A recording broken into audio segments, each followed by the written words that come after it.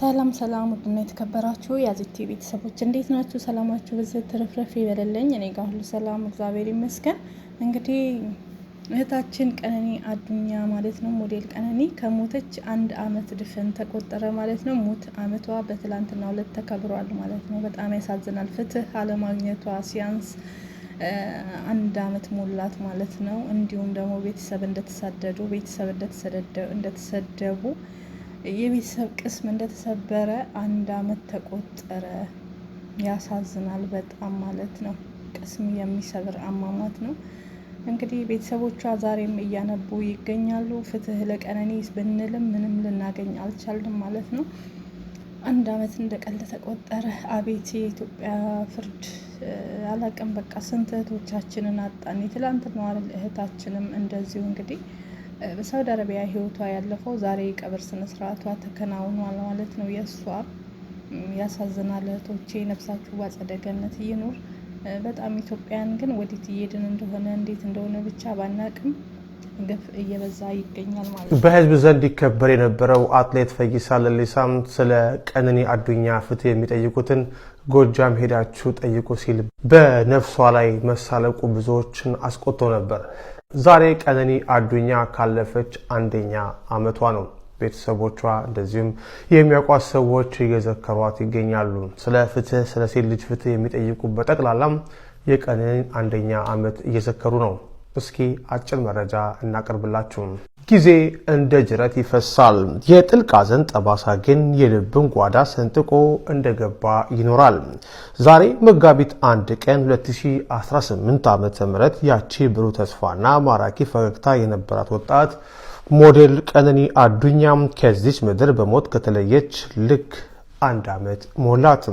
የዛሬ አመት ልክ በዚህ ሰዓት የተሰማው ያ ያልታሰበ አሳዛኝ መርዶም ዛሬም እንደ አዲስ በወዳጅ ዘመዶቿ ልብ ውስጥ እያቃጨለ ይገኛል። ታላቁ ጸሐፊ ዊሊያም ሼክስፒር ሐዘን በማይናገርበት ጊዜ ዝምታው ልብን አቅልጦ ይገድለዋል እንዳለው በቀነኒ መለየት የተፈጠረው ክስተት በቃላት የሚገለጽ አይደለም። ቤተሰቦቿና ወዳጆቿም የልጆቻቸውን 1ኛ አመት መታሰቢያ ሲያስቡም የእርሷን መልካምነት፣ ቅንነትና ትዝታ በክብር በማንሳት ላይ ይገኛሉ። በእንባ በታጠበ ፊታቸውና በናፍቆት በደከመ ድምጻቸው አካሏ ከኛ ቢለይም ያሳረፈችው የፍቅር አሻራ ግን መቼም አይረሳም በማለት በልባቸው ውስጥ ለዘላለም ሕያው ሆና እንደምትኖር በታላቅ ሐዘን ይገልጻሉ። ይሁን እንጂ ይህ የዛሬው መታሰቢያ በናፍቆትና በእንባ ብቻ የተሞላ አይደለም። የፍትህ ጥያቄም የሚስተጋባበት ዕለት ጭምር እንጂ።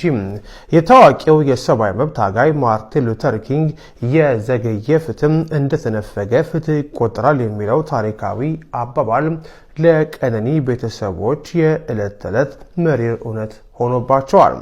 ፍትህ ያጣች ነፍስ ከላይ ሆና ፍትህ ትሻለች እያሉ ድምጻቸውን የሚያሰሙት ቤተሰቦቿ ያቺ ያለ ጊዜዋ የተቀጨች ነፍስ አሁንም እረፍት እንዳላገኘች በቁጭት ይናገራሉ።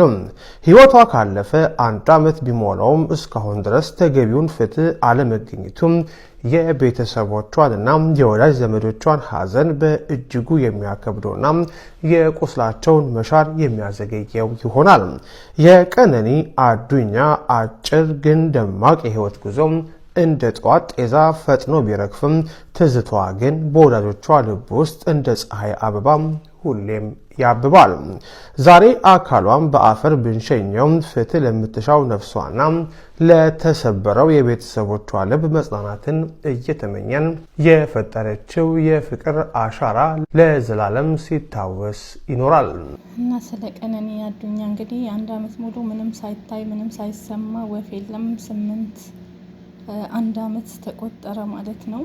በጣም ያሳዝናል። አለምንም ፍትህ አለምንም ነገር አሟሟቷ ሳይታወቅ እህቴ ነፍስሽ በአጸደ ገነት ትኖር። ቤተሰብ እንኳን የሚጽናናበት ነገር የለም።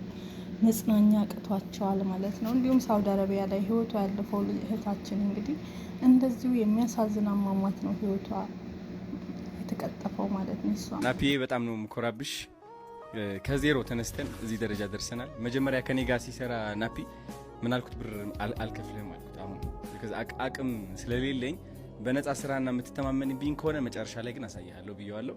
እና አሁን እዚህ ደረጃ ደርሰን ተማምኖብኝ አብረን ነው እስር ቤት የገባ ነው። ከፍታም ዝቅታም አብረን አይተናልና አሁን ደግሞ የራሱ ቤት እንደዚህ ያህል ብር እያወጣ እየከፈለ በወር ሳይ በቃ አረ ብር አልናገርም አያ መሸፈን ጀምሯል። ለራሴ የቤት ኪራይ ያን ያህል ውድ ነው ማለት ነው። እና ከዛ ደረጃ ተነስተን አንተ የራስህ ቤት እኔ የራሴ ቤት ታስታውሳለህ። እኔ አሁን እህቴ ቤት የነበርኩት የራሴ ገራሚ ቤት ናፒሎም የራሱ ገራሚ ቤት ፈርኒቸር አለው ምናምን ቲቪ ሁሉ ነገር ተሟልቷል። ነው እግዚአብሔር ብቻ አምጥቷል በቀኝም በግራም ስለሚገባ ማለት ነው። ልብ ንጹህ ስለሆነ ናፒ ኢትዮጵያ ውስጥ አንደኛ ቪዲዮግራፈር ነው። ይሄ የማይካድ ነው አይደል? አዶኒ እውነት ለመናገር የአዶኒ ጓደኛ የአዶኒ አካባቢ ሰው የአዶኒ ቤተሰብ መሆን በራሱ መታደል ነው። የአዶኒ ሰራተኛ በቃ ከሱ ጋር ስራ የሚሰራ ሰው መሆን ራሱ በጣም መታደል ነው። አንተ ሰዎች የላባቸውን እንዲያገኙ ማድረግ የምትችል ከዛም አልፎ የምታገኘውን ነገር ለሰዎች ማካፈል የምትችል ለውጭ ሰው ጥሩ ከሆንክ ለቤት ምን ያክል ጥሩ ልትሆን እንደምትችል ምንም ጥርጥር የለውም። በነገራችን ላይ ያንተ ኳሊቲ አንዳንድ ሰዎች ለውጭ አልጋ ለቤታቸው ቀጋም የሆኑ ሰዎችም አሉ። በእርግጥ ያንተ ኳሊቲ ደግሞ ትንሽ ለየት ይላል። በጣም ቤተሰቦችንም ትወዳለህ፣ ጓደኞችንም ትወዳለህ፣ በቃ ሰውን ትወዳለህ።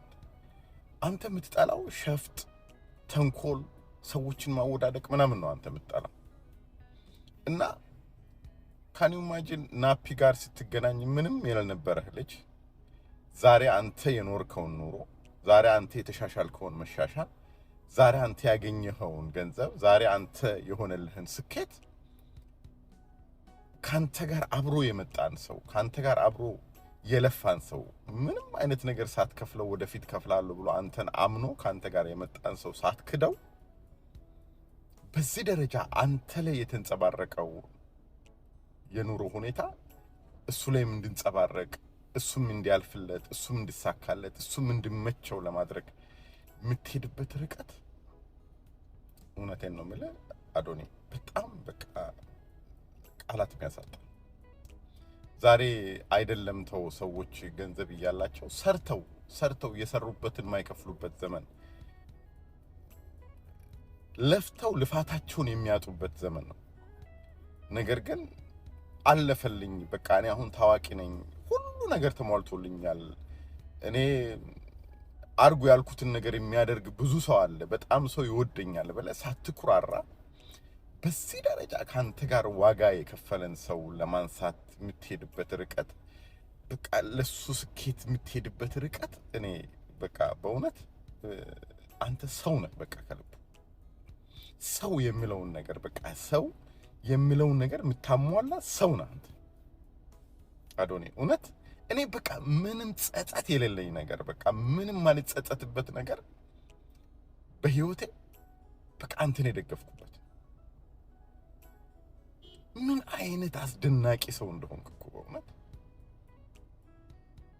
በስመ አብ የምትገርም እኮ የምትገርም። እውነት ለመናገር በጣም ብዙዎቻችን ይሄን ኳሊቲ ያተናል፣ በጓደኞቻችን ላይ ያተናል፣ በቅርብ ሰዎቻችን ላይ ያተናል፣ በቤተሰቦቻችን ላይ ያተናል። ይሄ ኳሊቲ ነው በቃ ሰው የመሆን ኳሊቲ፣ ለሰው የማሰብ ኳሊቲ፣ የቅንነት፣ ታማኝነት፣ እውነትነት ያለበት ኳሊቲ።